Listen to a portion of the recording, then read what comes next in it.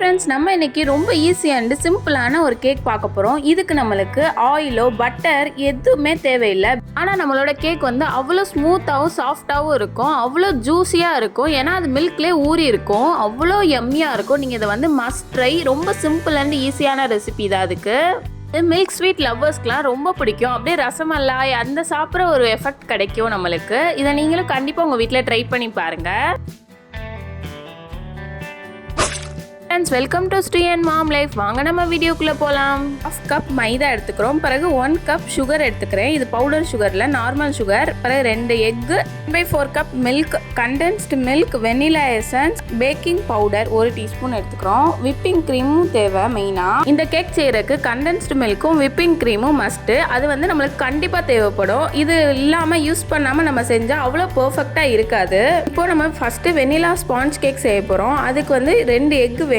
2 egg எடுக்கிறதுக்கு நம்ம வெள்ளைக்கருவையும் மஞ்சக்கருவையும் தனியாக எடுத்துக்கிறோம். மஞ்சக்கருவில் தனியாக கூட அந்த ஒயிட் இல்லாத மாதிரி பார்த்து எடுத்துக்கோங்க. என்னையா இந்த புனிதமான காரியத்துல என் பங்கு இருக்கணும்னு அடி மனசு பிராண்டதுப்பா. இருக்கலாமா? சரி, நான் ரைட் ஏரியாவை கவர் பண்ணிக்கிறேன், நீ லெஃப்ட் ஏரியாவை கவர் பண்ணிக்க. எங்கள் பட்டுக்குட்டி கேக் செய்யணுனாலே ஓடி வந்துடுவாங்க. அம்மா நான் பண்ணுறேன்னு என்னை ஹெல்ப் பண்ணுறேன்னு சொல்லிடுவா.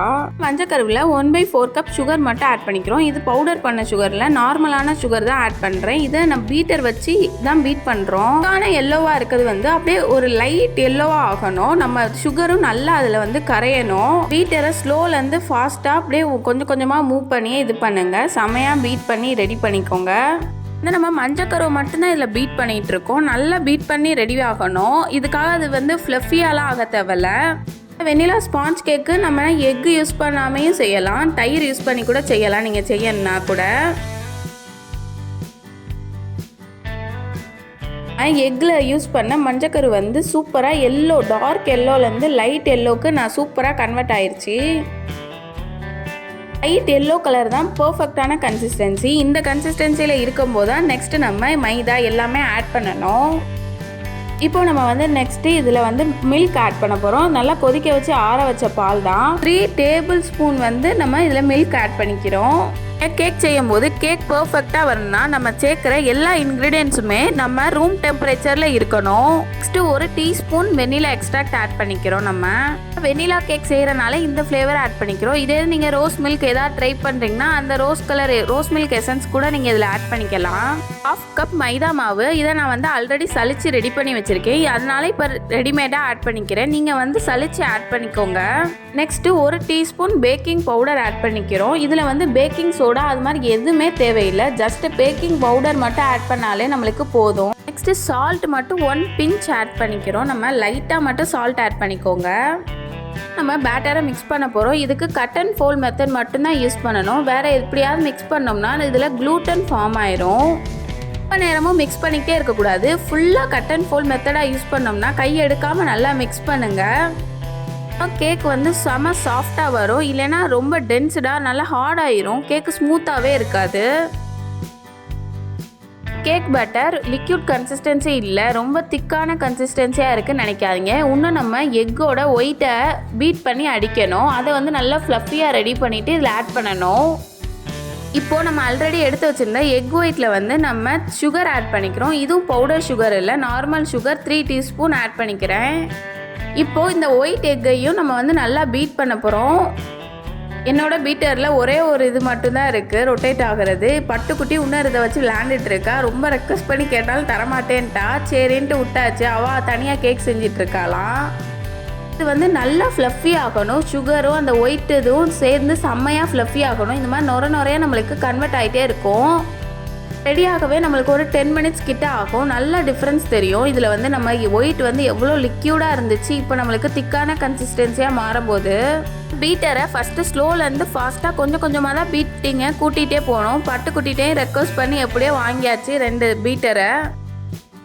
உங்களுக்கே நல்ல டிஃப்ரென்ஸ் தெரியும். அந்த ஒயிட் கலர் லிக்யூடாக இருந்தது எவ்வளோ திக்கான கன்சிஸ்டன்சியாக ஆச்சுன்னு. ஆனால் இன்னும் சிங்கிள் ஸ்ட்ரிப் வர மாதிரி செய்யணும். நம்ம வந்து அவ்வளோ ஃப்ளஃபியாக ரெடி ஆகணும்.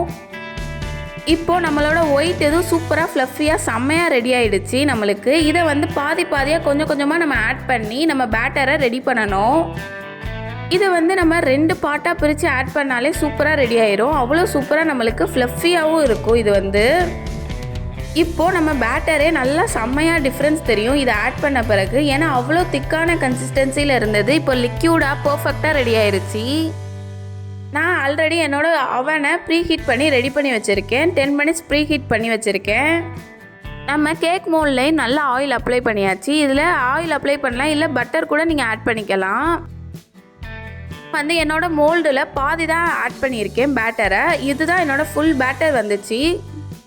அதுதான் நம்ம மோல்டில் வந்து ரைஸ் ஆகிறதுக்கு ஸ்பேஸ் இருக்கும். நல்லா டேப் பண்ணி உள்ளே ஆட் பண்ணியாச்சு. சூப்பராக நம்ம கேக் வந்து நல்லா ரைஸ் ஆகி வருது. ஓவன் டைமிங்கில் 20 மினிட்ஸ் ஆச்சு எனக்கு இந்த கேக் ரெடி ஆகிறதுக்கு. பர்ஃபெக்டாக கேக் சூப்பராக ரெடி ஆகிடுச்சு. டூத் ஸ்டிக்கில் குத்தி பார்த்தா சூப்பராக ரெடியாக இருந்துச்சு. எந்த இடத்துலையுமே மாவா இல்லை, செம்ம பர்ஃபெக்டாக ரெடியாக இருந்துச்சு. எந்த இடத்துலையும் கிராக்குமே இல்லை. பாதி மாவு கரெக்டாக ஃபில் பண்ணியிருந்தனால எந்த இடத்துலையுமே கிராக் எதுவுமே ஃபில் ஆகாமல் சூப்பராக ரைஸ் ஆகி கரெக்டான லெவலில் இருந்துச்சு. நம்ம கேக்குக்கு மில்க் லேயர் ரெடி பண்ண போகிறோம். இதுதான் ரொம்ப இம்பார்ட்டன்ட். இது வந்து நம்ம நார்மலாக எப்பயும் செய்கிற ஒரு ஸ்பாஞ்ச் கேக் ரெடி பண்ணியாச்சு. இந்த மில்க் லேயருக்கு 1/2 கப் மில்க் எடுத்துக்கிறோம். பிறகு 1/4 கப் விப்பிங் க்ரீமும் 1/4 கப் கண்டென்ஸ்டு மில்க்கும் ஆட் பண்ணிக்கணும்.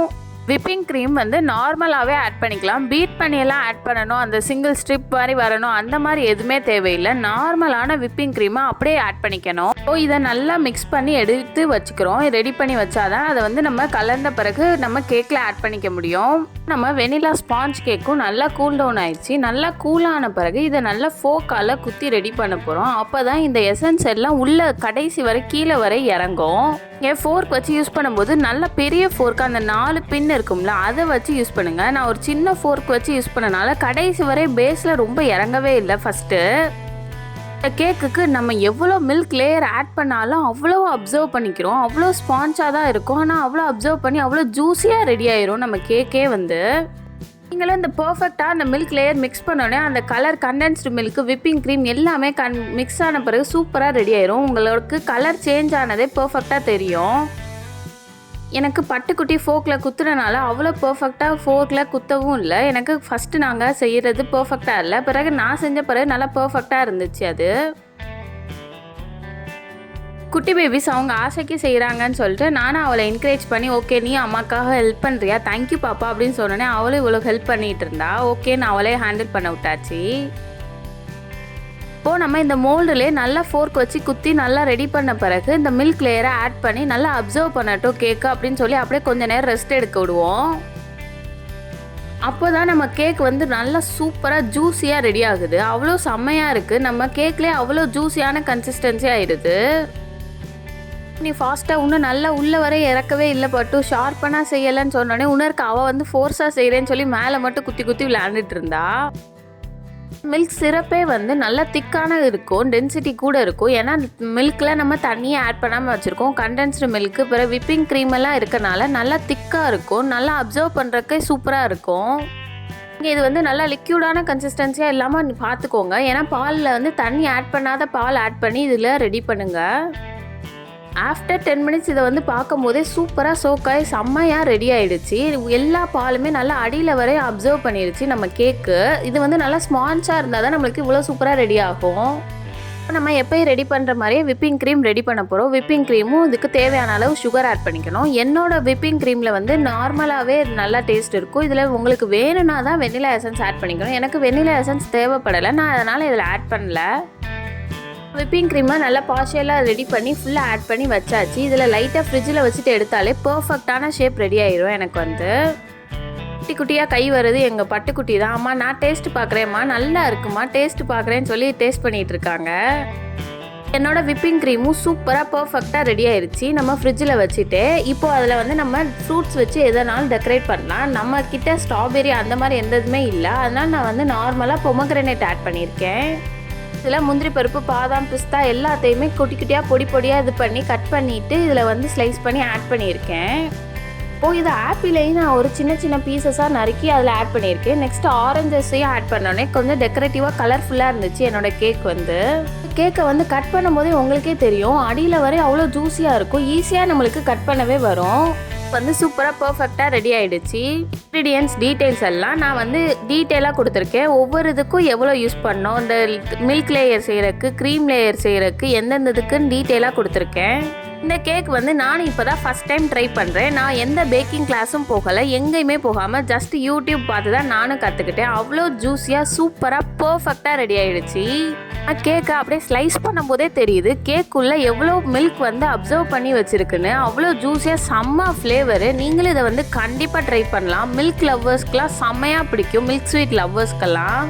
மேலே நம்ம ஃப்ரூட்ஸ் எல்லாம் ஆட் பண்ணது நம்ம கேக்குக்கே செம்மையாக கலர்ஃபுல்லாக இருந்துச்சு. நம்ம விப்பிங் க்ரீமு, கேக்கு, அதுக்குள்ளே வந்து அந்த மில்க் ஜூஸ் லேயர்ஸு, அதுவே செம்ம ஃப்ளேவரிங்காக இருக்கும். தேங்க்ஸ் ஃபார் வாட்சிங் the video. Subscribe to our channel for more videos. Tata bye. உங்களுக்கு இந்த வீடியோ பிடிச்சிருந்துச்சுன்னா மறக்காமல் கீழே லைக் பண்ணுங்கள். உங்கள் ஃப்ரெண்ட்ஸ் கூட இந்த வீடியோவை ஷேர் பண்ணுங்கள்.